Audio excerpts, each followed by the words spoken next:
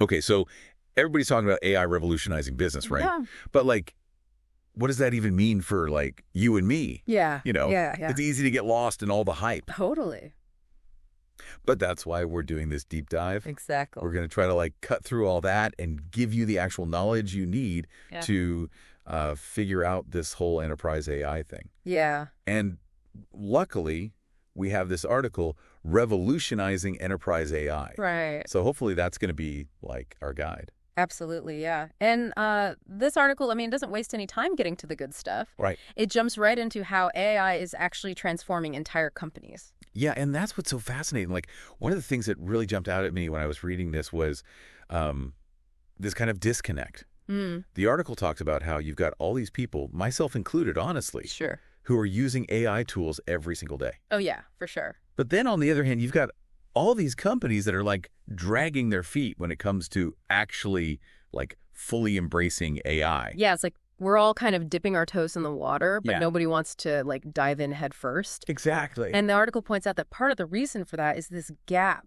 between like how individuals are using AI right. Yeah. and what's actually needed at the enterprise level. Totally. It's like using, I don't know, a cool new AI writing app is one thing. Yeah. But getting like a whole company to switch over to an AI-powered system, that's a whole other beast, you know? Absolutely, yeah. And that's where that breakdown that the article gives about the different types of AI applications is really helpful, I think. They talk about AI for individuals, Right. AI for developers, Yeah. and then AI for enterprises. And that's the really juicy part. Okay, so let's unpack that a little bit. Yeah. What makes enterprise AI so different?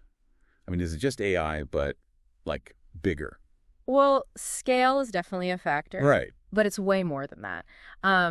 Think about like the things that keep a CEO up at night, you know? Things Oh. like security, data privacy, making sure everything's compliant with all these regulations. Right. These are all things that, yeah, like an individual user, they might not think about that much, but for these huge organizations, they are like make or break. So it's like the difference between you trying to like keep your own personal data safe Yeah. versus like a company trying to secure the data of like thousands and thousands of their customers. Precisely. Huge difference. And that's exactly why the article highlights platforms, for example, Venai. A bad joke. Because they're specifically designed to deal with all of the really unique demands of enterprise AI. Okay, Ganesh. I like the sound of that already.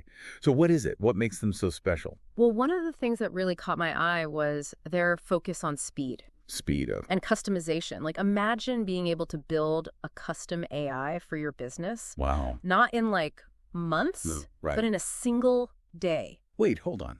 A custom AI in a day?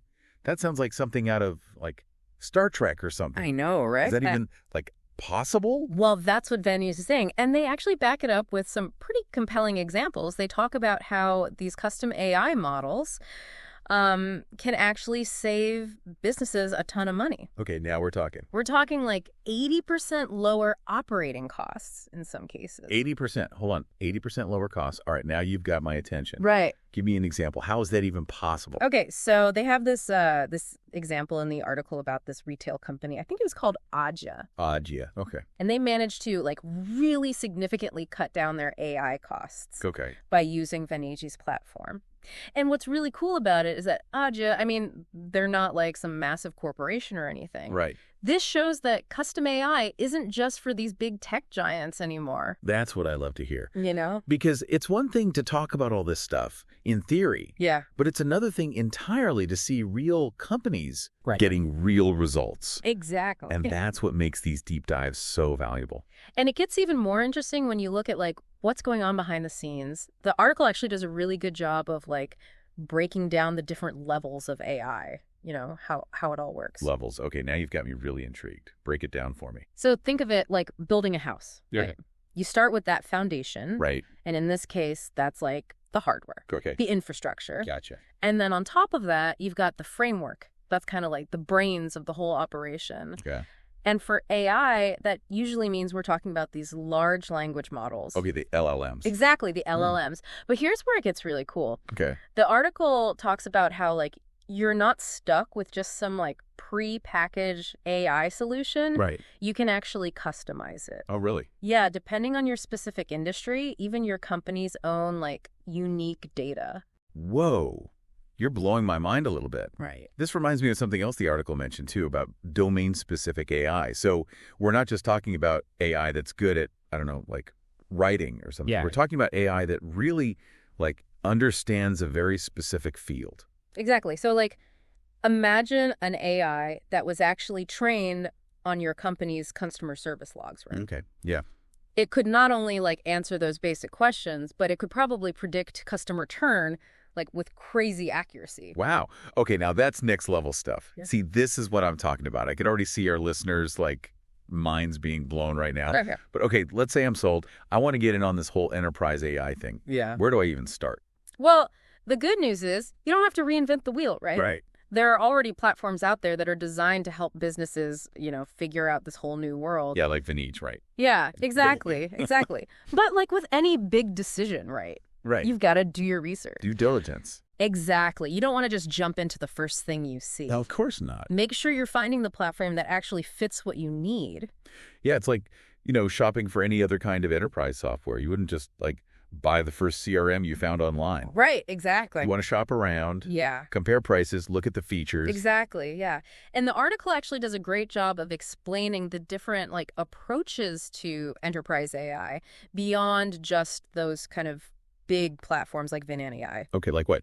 Well, have you ever heard of platform-specific AI solutions? Platform specific. Yeah. That's a new one. Tell me more. So basically, these are AI tools that are like really tightly integrated with enterprise platforms that you might already be using. Okay. So think like AI features built directly into your CRM Oh, okay. or your marketing automation software. Oh, I see. So instead of having like a separate AI platform, it's Yeah. kind of like baked into the tools you're already using. Yeah, exactly. Okay. Well, that sounds pretty convenient, I have to say. It can be. Okay.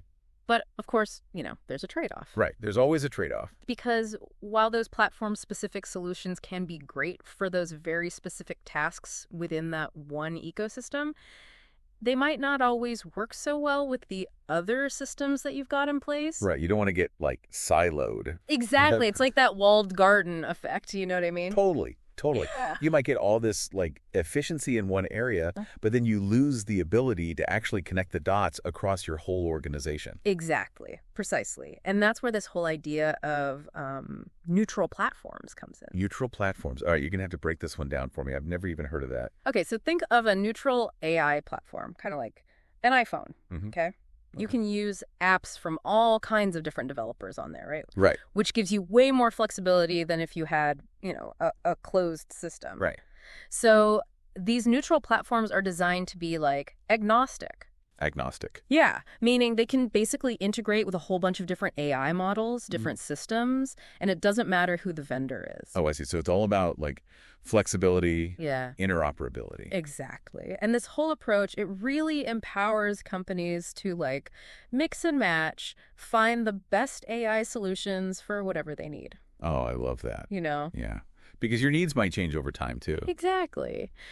So, our listeners are probably thinking, okay, this is all great, but how do I actually make sense of all of this? Things are changing so fast. Yeah, that's a lot to take in. It really is. So where should they start? What would you tell them? Well, I think the very first step is just understanding what problem you're actually trying to solve with AI. Right. Don't get like caught up in all the hype. Yeah, it's easy to do. Right. Really focus on what kind of business value is this going to bring you. Right, because it's easy to be like, oh, shiny new technology. Yeah, exactly. But at the end of the day, you got to make sure it's actually solving a problem. Exactly. Once you really know what you need, then you can start looking at different solutions, Yeah. Look at those different levels of AI implementation, from like the actual hardware to the stuff that people are going to be using every day, the applications. Think about whether you need something platform specific, something neutral, or maybe even like a specialized platform. Right. And don't be afraid to like ask for help. Right? Oh, absolutely. Because it's like having a trusted advisor. Yeah. Who can kind of cut through all the noise Yeah. and help you make the right decisions about this technology that's changing so rapidly. Speaking of cutting through the noise, what about cost? We talked about how like Vinage can offer some cost savings. Mm-hmm. Is that true? across the board with enterprise AI? Like, is it getting cheaper? It's definitely something to, like, keep an eye on. As these AI models get smarter and more efficient, we're definitely seeing those costs go down. Okay. Especially with these custom, domain-specific models that we were talking about.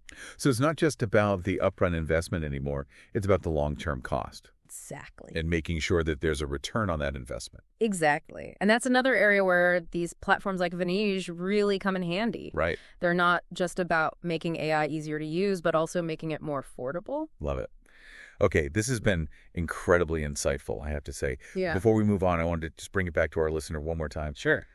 What's like the one thing, the key takeaway that you want them to remember from this whole conversation about enterprise AI? If I had to boil it down to one thing, I would say the future of AI is about customization, being flexible, and finding the right solution that fits your specific needs as a business. Ooh, I love that. Yeah. So don't be afraid to explore those different options. Absolutely. Ask questions. Yes, don't be afraid to ask questions. Embrace the unknown. There you go. Embrace the transformative potential of AI. Exactly. Okay, don't go anywhere, listeners. Yeah. We have one more really important question to tackle. All right, so we've covered a ton of ground here. We talked about what makes enterprise AI different. We even got into the weeds a bit with like the different platforms and approaches. Yeah, we really dug in. But there's like this one last piece of the puzzle that we really need to address. Yeah, I think I know what you're going to say, and it's a big one. Right. It's all well and good to talk about, how cool AI is and all the great things it can do. Right. But we have to think about the human side of things too. Absolutely. Like, how do we make sure that we're using this technology responsibly? It's so important. It's easy to get caught up in all the, the bells and whistles. Yeah. But at the end of the day, we have to remember that with great power Comes great responsibility. There you go. Okay, so how do we even start to think about that? What are some of the, key things that, companies need to be thinking about when they're like, okay, we're getting into AI now, what do we need to do? Well, I think, honestly, one of the biggest concerns people have, and it's totally understandable, is the impact on jobs. Yeah, of course. It's like the question everyone's asking. Right. Totally. Are robots going to take over the world? Right. Or I guess more realistically, are they going to take over our jobs? Yeah, and I get it. I mean, it's natural to be concerned about that. And to be fair, some jobs are going to be automated as AI gets more advanced. That's just kind of the reality. Yeah. But it's not all doom and gloom. Okay, good. Because AI is going to create new jobs, too, that we can't even imagine right now.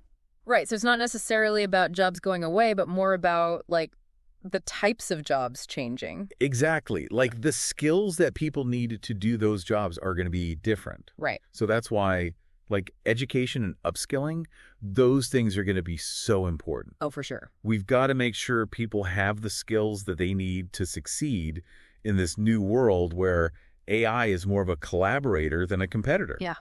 I love that.